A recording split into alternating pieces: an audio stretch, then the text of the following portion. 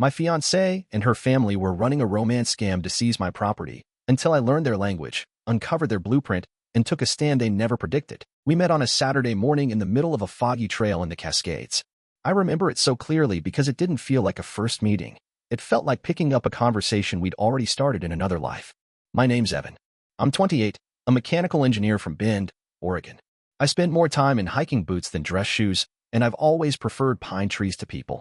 So when I signed up for that weekend hiking retreat in the Pacific Northwest, I didn't expect anything more than some fresh air and solitude.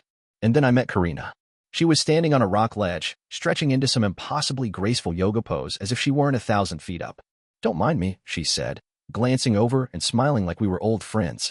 "This helps me not fall off cliffs." I laughed, and that was it. She was 26, originally from Ukraine but living in Portland. A yoga instructor with a knack for finding beauty in things I'd never paid attention to, like the way moss grew on fallen logs or how tree sap sparkled in morning sun. We clicked instantly. Our conversations were effortless, jumping from topics like plant-based diets to minimalist living to the pros and cons of composting toilets. And somehow, it didn't feel forced or weird. It just worked. After the retreat, we kept seeing each other. Weekends turned into weekdays, and before I knew it, she was teaching me how to cook lentil stew while I taught her how to fix a bike chain. We dated for over a year, hiked most of Oregon together, shared music playlists, met each other's friends. She even convinced me to try goat yoga, which I will never do again. Then one night, over a campfire in her backyard, she pulled out a tiny box and said, "Let's get engaged." I blinked. "Wait, are you proposing?" She nodded, grinning. I don't believe in waiting for men to get their act together. And maybe I should have hesitated. Maybe I should have asked more questions. But in that moment, all I saw was her. So I said yes. A few weeks later, she brought up moving in together. I assumed she meant us getting an apartment in the city. But no. She meant moving into her parents' two-bedroom apartment in Beaverton. "Wait, your parents?" I asked. "In our culture, daughters live with their families until marriage. It's important to them. And to me," she explained, in that calm, rooted way of hers that usually made sense. It didn't make sense this time. But I didn't want to be the culturally insensitive fiancé. So I agreed to a trial period. "Just a couple months," she said. "Just until we were ready." At the time, I told myself it would be fine. I loved her. That had to be enough.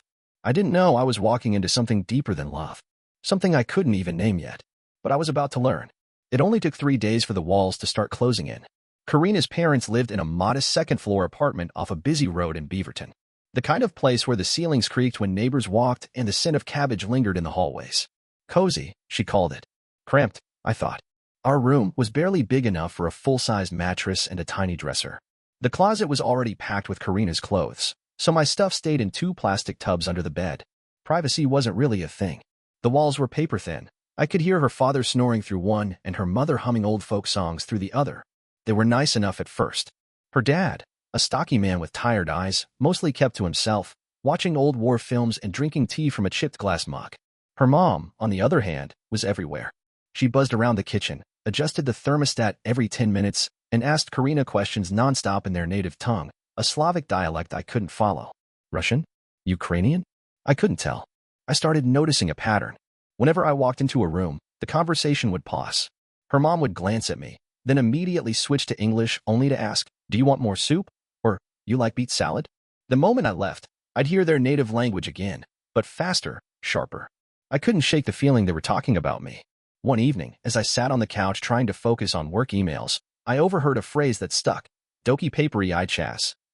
I had no clue what it meant, but her mom had said it twice in a hushed, urgent voice. "Hey," I asked Karina later, "what does doki papery I chas mean?" She looked startled for a second, just a flicker, then shrugged. "It's nothing important. You wouldn't understand. Honestly, the grammar's too hard to explain." I nodded slowly, but something felt off. I wanted to believe her, but the weird tension in the house was becoming hard to ignore. Her mom also started asking questions. Innocent ones, at first. What did I do at work? What my hours were like. Then it got more specific. "So, Evan, your company? Good benefits? Good pay?" she asked one morning as I poured coffee. "You save for retirement? You invest? You have inheritance maybe?" Karina laughed it off, saying her mom was just being curious, but I could feel the chill under her warm tone. "I don't think she needs to know that," I said. "Relax, she's just old-fashioned," Karina replied, brushing me off. That night, I sat in bed next to Karina while she read a book, and I stared at the ceiling, thinking. Something wasn't sitting right. The tight quarters, the secrecy, the sudden interest in my finances. So the next day, I signed up for an online language course. I didn't tell Karina. I told myself it was about connecting with her culture. But deep down, I already knew it was about something else. I needed to understand what they were really saying. Because whatever it wasn't just soup recipes and weather talk. And I had a feeling it had everything to do with me. The cracks didn't show up all at once. They came in whispers, in odd glances between Karina and her mother, in conversations that stopped too abruptly when I walked into the room. It started with money, when doesn't it? Karina and I were sitting in traffic on our way back from a farmer's market when she casually said, "We should probably set up a joint account soon. It'll make wedding planning easier." I looked over at her, surprised. "We haven't even picked a date yet." She smiled, but didn't look at me. "It's just more efficient. Less back and forth about who's paying for what." I nodded slowly. "Sure, but let's figure out the wedding stuff first. One step at a time, right?" She didn't argue, but she went quiet. The kind of quiet where you know something's been filed away, not forgotten. A week later, she brought up the lakeside cabin. We were folding laundry in our shared closet, more like a glorified hallway, when she said, "You've never taken me to the cabin your grandfather left you. Don't you think it's time?" I froze. "How do you know about that?" "You mentioned it once," she said, smiling as she tossed a shirt into the hamper. "When we first started dating." I didn't remember telling her. I barely talked about that place with anyone. It was a rundown little thing up near Lake Billy Chinook, but it meant a lot to me. My grandpa and I used to fish there when I was a kid. "I just think," she continued, "it should be part of our future. We could go fix it up this summer. You could even add me to the deed, make it ours." I laughed, trying to play it off. "Let's visit first before we start rewriting property records." She smiled again, but there was something behind it. Something sharp. That's when I started paying attention. I noticed how Karina always dodged questions about her childhood. I asked her once if she had any baby pictures. She just said they were lost during a move and changed the subject. I noticed my mail was showing up open or not at all. I started setting up digital notifications for my credit cards, just to be safe. And her mother? She kept repeating the same phrase over and over. "Papery, Chaz, Potavatizia." Always when I was in the next room. I wrote it down. Papery, Chaz Potavatizia. Documents. Time. Look. The language course I'd started was paying off. Slowly, I began to understand fragments of what they were saying. Not just words, but patterns. There was talk of timelines. Something about documents expiring. Mentions of property and status. Too much talk about my job. My assets. I pretended not to notice. But every night, after Karina went to sleep, I opened my laptop and took notes. I even started backing up all my financial records to an external drive. It felt paranoid. It also felt necessary. I wasn't ready to accuse anyone of anything. Not yet. But I wasn't blind anymore. I could see the change in Karina. She was less affectionate. More distracted. Always on edge when her mother was in the room. And I was beginning to wonder if the woman I fell in love with ever really existed. Or if she was just part of the performance. It happened by accident. I wasn't snooping. At least, not at first. Karina had gone to a weekend yoga certification workshop in Salem. I stayed behind, hoping for a few days of breathing room. Saturday morning, I decided to clean the closet. We'd been talking about reorganizing it for weeks, and honestly, I just needed something to do besides spiral. I moved a box of scarves from the top shelf and felt a draft behind the drywall. Curious, I pushed lightly, and to my surprise, a small square panel shifted back. Inside was a narrow cavity, nothing dramatic, just enough to hide a thin notebook wrapped in a blue rubber band. I stared at it for a full minute before pulling it out. It was written entirely in her family's dialect. Neat, tight handwriting. I flipped through the pages, recognizing only a few words. Doki, documents, Chasuk, time, and my own name, Evan, scrawled more than once, always next to numbers. Big numbers. Some of them matched my bank balances down to the cent. My stomach turned. I took a picture of every page with my phone, then slid the notebook back and replaced the panel. My hands were shaking. My first instinct was to confront her that night. But I stopped myself. I had no plan. No proof beyond a language I didn't fully understand. So instead, I took the next step. I installed a voice recorder app on my phone and linked it to my cloud. I left my phone charging in the bedroom when I wasn't home. Just listening. By Wednesday, I had 3 hours of recordings. Most were dull, Karina and her mother chatting about groceries or yoga students. But then came Thursday night. I hit play and sat in my car in the work parking lot, my heart pounding. The recording started muffled, but then Karina's voice came through, tense. "You said we had more time." "He's not stupid. He's asking questions." Her mother replied, louder, more forceful. "Then move faster. We need his papers. The bank deadline is in 4 weeks. Papers. Bank. Deadline." Karina snapped. "I told you, he's hesitant about the joint account. And he won't talk about the cabin anymore." "Then push harder," her mom hissed. You've done this before. That line made my blood run cold. You've done this before. I paused the audio and sat back. Everything inside me wanted to scream, but I didn't.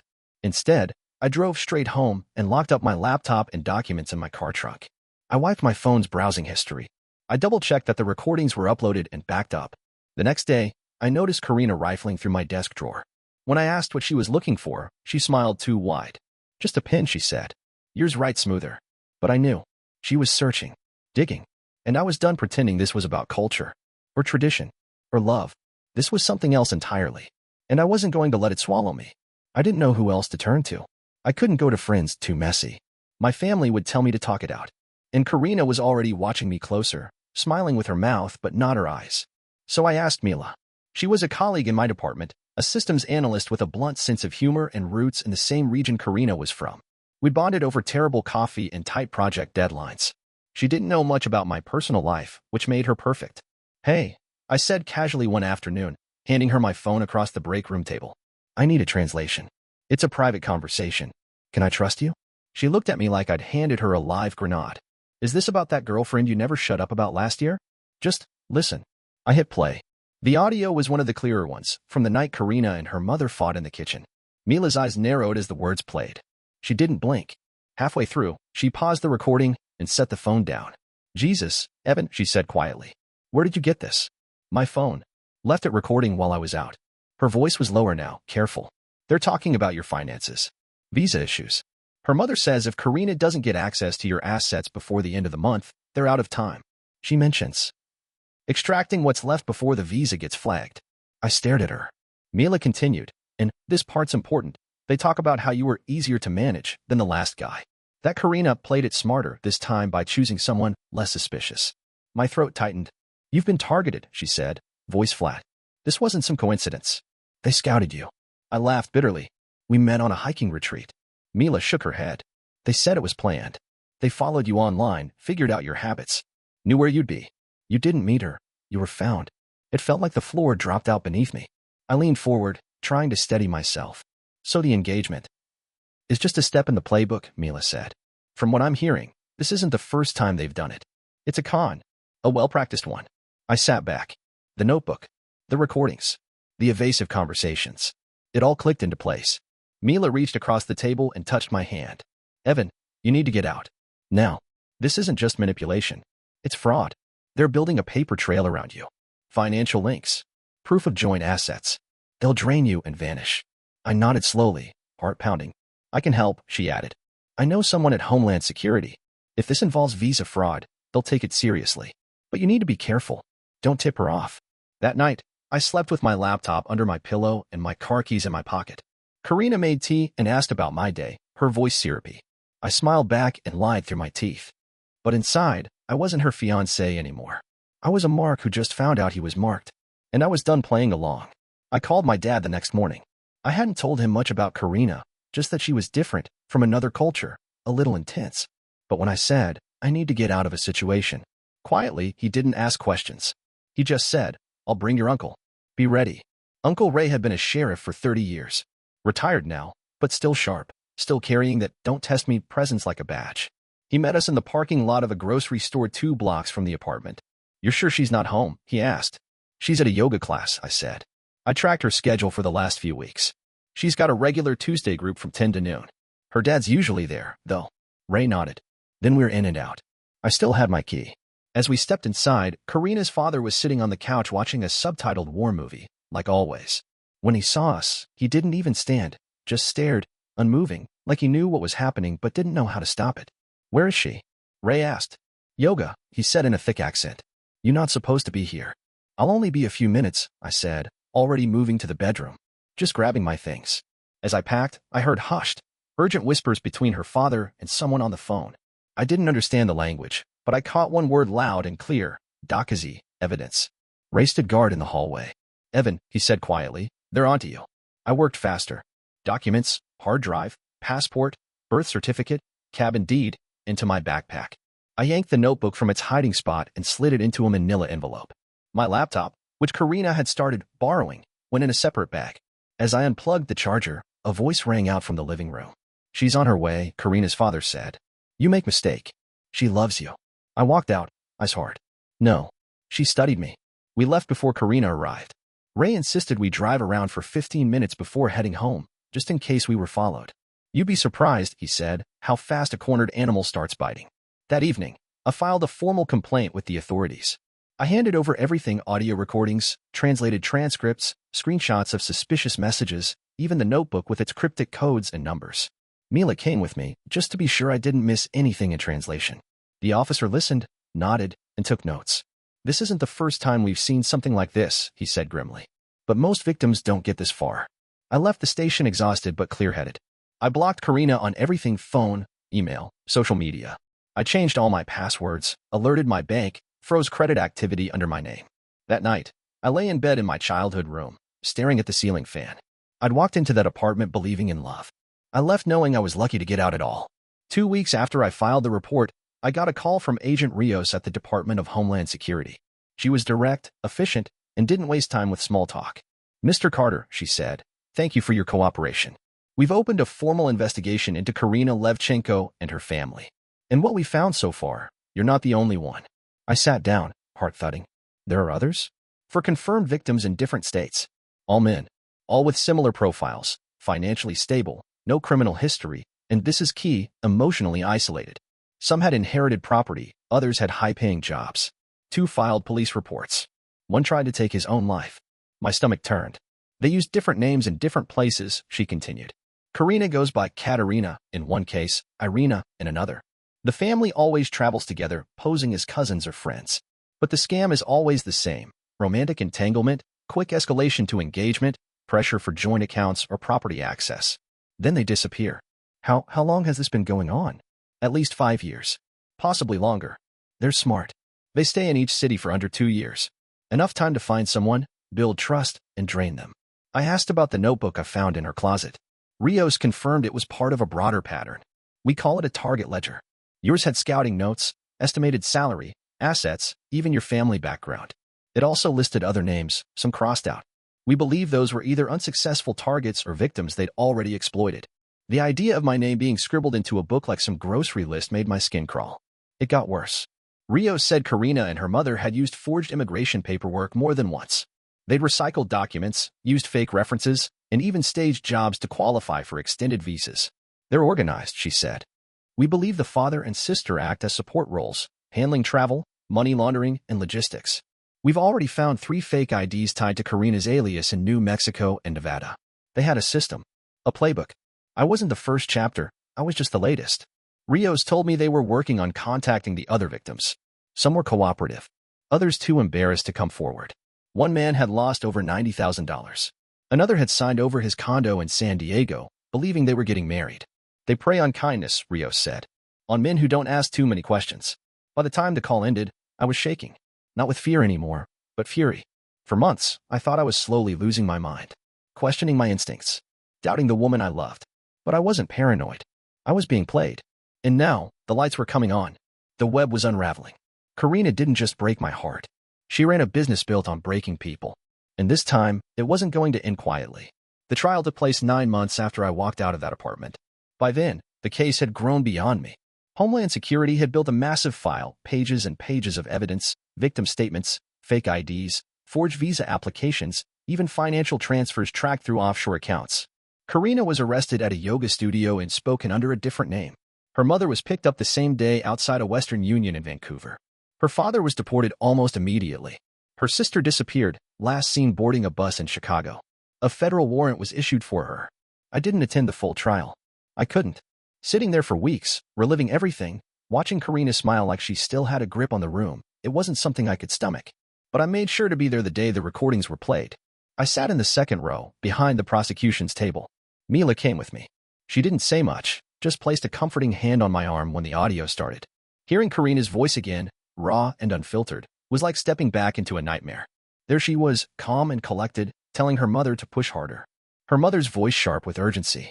Words like bank deadline, papers, and extraction echoed through the courtroom. When the part played where her mother said, "You've done this before," you could feel the energy shift. Jurors stiffened. The judge stopped taking notes. And Karina, sitting at the defense table in a beige suit, her mask cracked for the first time. Her jaw clenched. Her eyes darted. She didn't look at me. The prosecutor rested the case with a final, quiet line. This was not a relationship. This was a blueprint. Karina's attorney tried spinning it as cultural misunderstanding.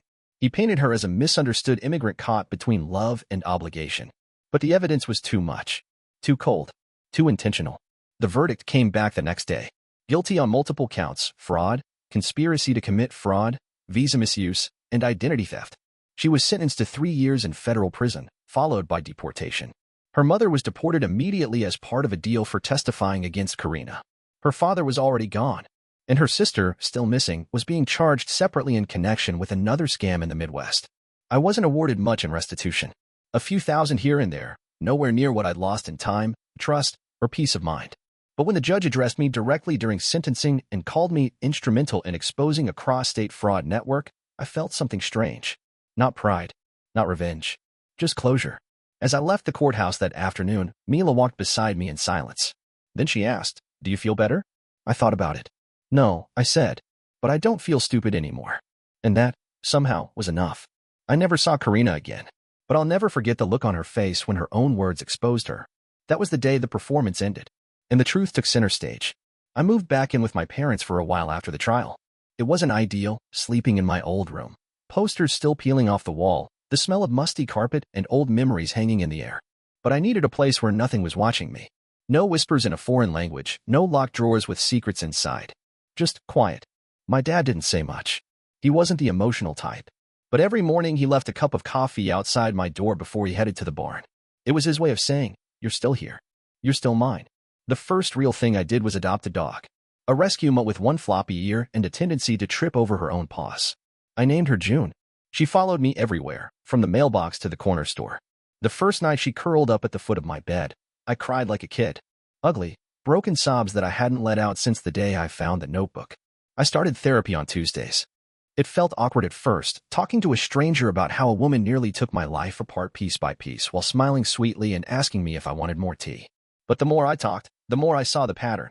It wasn't just Karina. It was me, too, how I ignored red flags, how I excused things because I didn't want to look paranoid, how badly I wanted to believe I was finally enough for someone. My therapist told me something I still repeat to myself. Trust doesn't mean ignoring your gut. It means giving people the chance to prove they're worthy of it, not assuming they are. I picked up hiking again. Started small, easy trails near the river, just me and June. Then longer ones. Up into the hills where the air was thin and clean, and nobody asked me if I had shared my passwords. Mila and I stayed in touch. More than that, actually. She became my closest friend. We'd meet for lunch on Fridays, talk about everything from fraud cases to bad TV shows. She never pushed, never pried, just sat with me in whatever place I was in. She's the one who convinced me to take language classes again, this time seriously. Not to spy, not to decode, but to learn, to reclaim it. That language opened your eyes, she said. Don't let it be the thing that haunts you. Let it be the thing that empowers you. I didn't date for a long time. Still haven't, really. I'm cautious now. Not cynical, just sharper. I ask questions I would have once felt awkward asking. I don't apologize for protecting my boundaries. I still think about Karina sometimes. Not with hate. Not even with pain, really. Just clarity. She didn't ruin me. She revealed me to myself. And now, piece by piece, I'm building something stronger. Something that's mine. Not a lie. Not a trap. A life. My life. And this time, I'm the one holding the pen.